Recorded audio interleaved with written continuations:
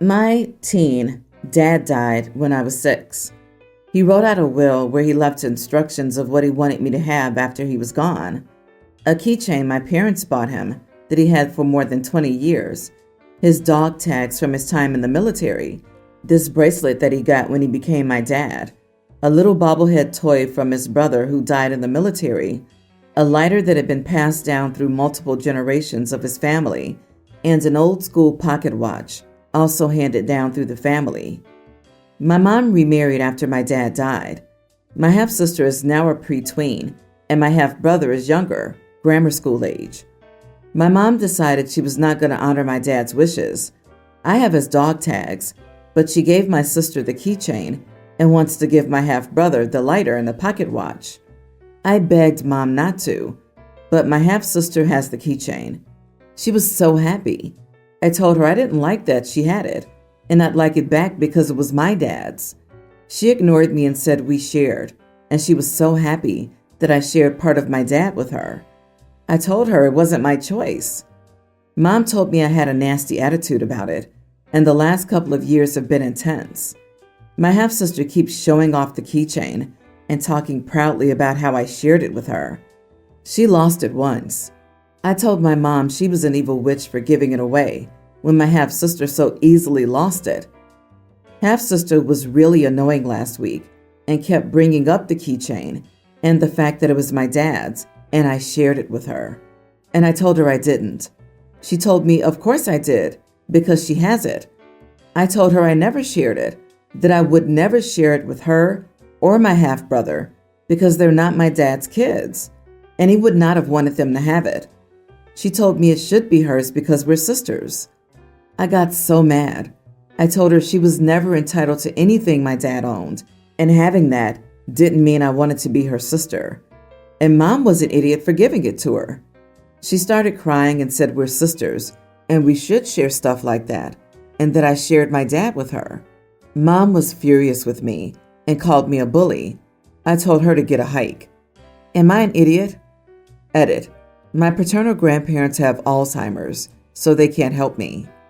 He wrote out a will where he left instructions of what he wanted me to have after he was gone.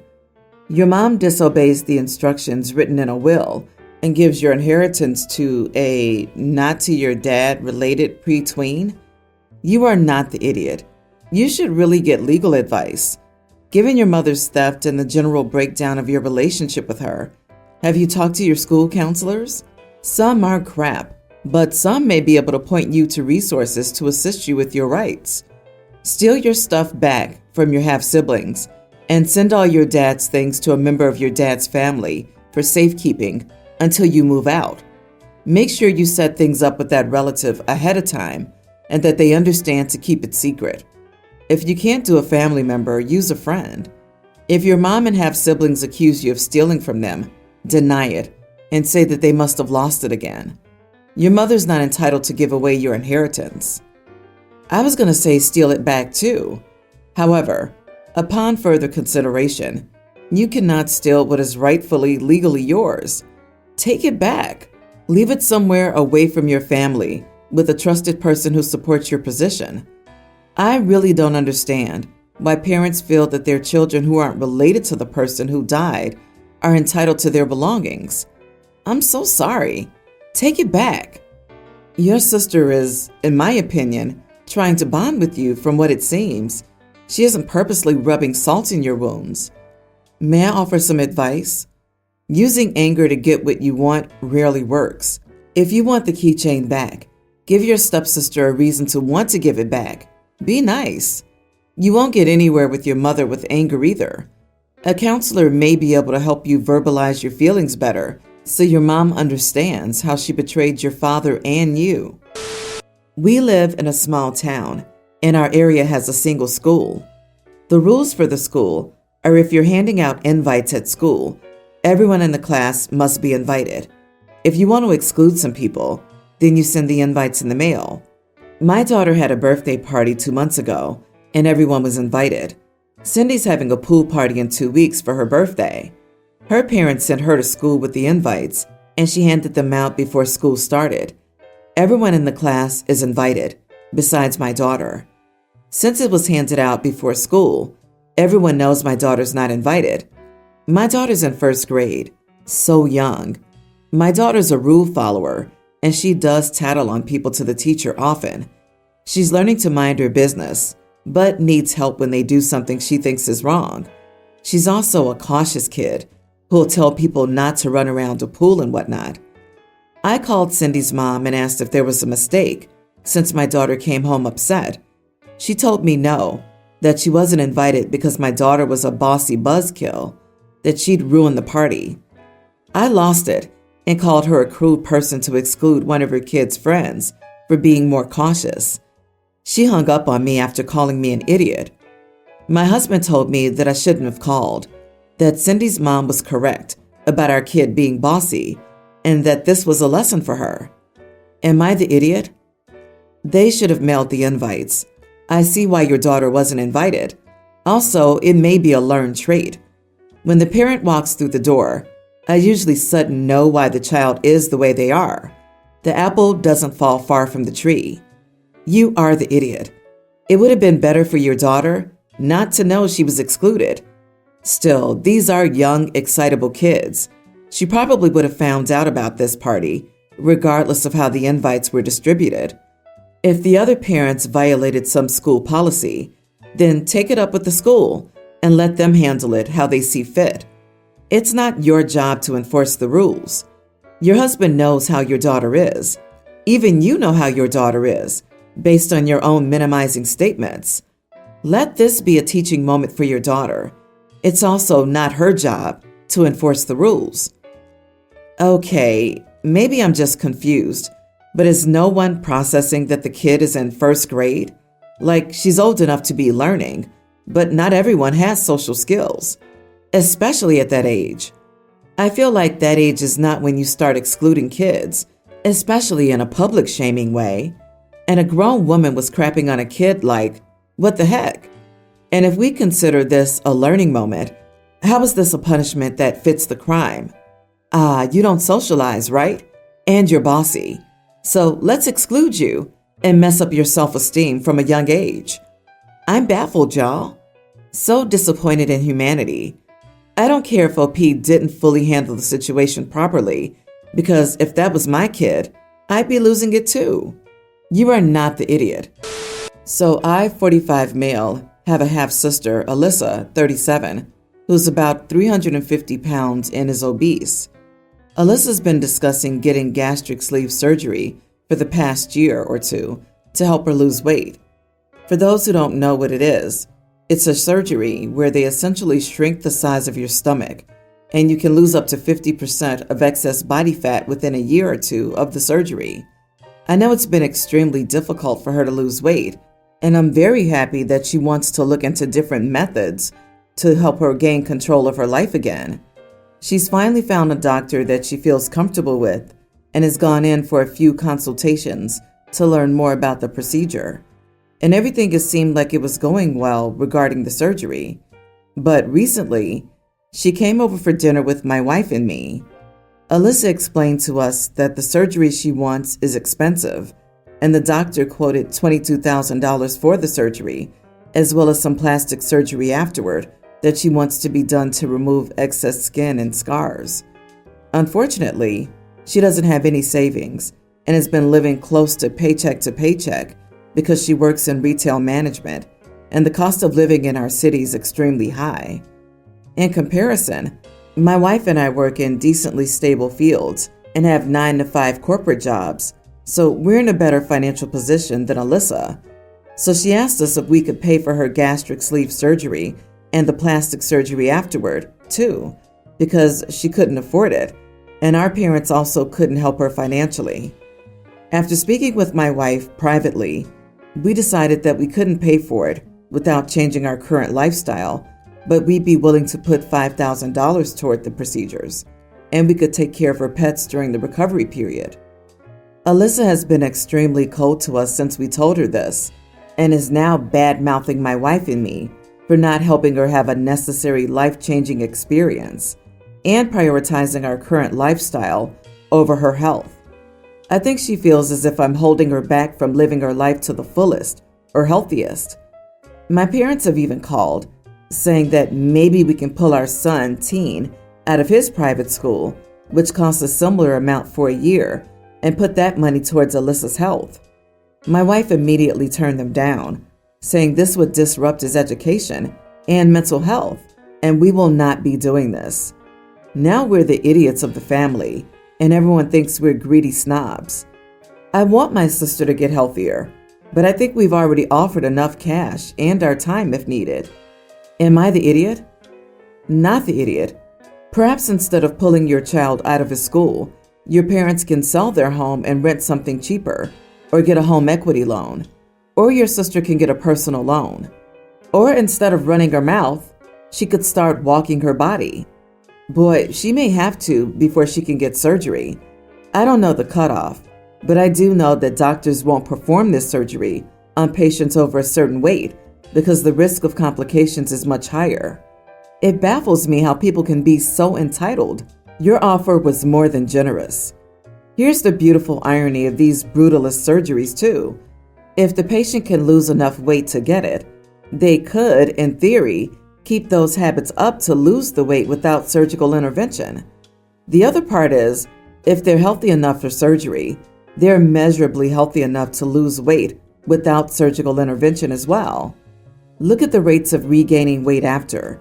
It's startling, and surgery certainly isn't a cure-all. Plus, it leans heavily into an anti-fat bias. This sister might need help, but it's not financially, and it's not from her brother. I actually have first-hand experience. I had the same surgery last year, and I think your sister's trying to trick you for money. I can't compare my costs because I don't know what country you're in, but what I do know is that it's highly unlikely that there's a reputable plastic surgeon in the world that would prepay for the plastic surgery part now. The $5,000 you gave her should pay for 50% of her surgery, even in the USA. Plastic surgery after that is just a bonus. So sister's story seems fishy. I'm a 22-year-old female, and my boyfriend is 27, Tom. We started dating a few years ago, but he lives far from his parents, so I've never met them before. But we traveled to their city and arranged to meet them. I have a weird skin condition. When I was born, it was placed on my scalp, not just regular skin, so my hair had a little white piece. As I get older, the skin patch increased, and now it's exactly half my hair. My actual hair color is black, so I unfortunately look kinda like Cruella de Vil. Anyway, we were driving to his parents' house yesterday. Tom asked me if I had a scarf, wig, or something to hide my hair, and I said no. He hadn't said anything about covering it before, and I know it's not for religious reasons to cover hair. I asked him why he wanted me to cover it, and he said he didn't want his parents to see it yet. They had to get used to me first, before revealing something like that. I told him I wasn't going to cover it, and so he got a bit testy. When we arrived at his parents' house, they stared, and it wasn't the most enjoyable experience, but they seemed to like me nonetheless. But on the ride home, Tom was mad because he saw how his parents didn't like it, and now they'd probably never like me. He said I should have covered my hair, and things would have been fine. So, am I the idiot? It seems that his parents disapprove of our relationship now, according to him. Not the idiot, but dating one. Tom cares more about his parents' perceptions of your hair than about you and your feelings. This won't change until you confront him or you leave him. For goodness sake, if you were the wrong skin color, would Tom have asked you to cover that too? Do with that information what you will. Also, your hair sounds rad as crap. Right? Oh no, my girlfriend looks like Anna Paquin in X-Men. How will I show my face in public? Anna from Frozen also has a big white streak.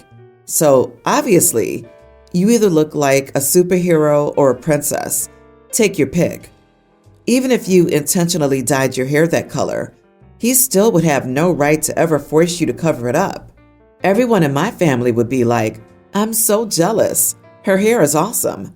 I was just complaining about how my gray hairs are all random, and how I wish they were solid bits so I could have some fun with bright colors. OP is not the idiot, but I agree your boyfriend is. He's being super weird over hair.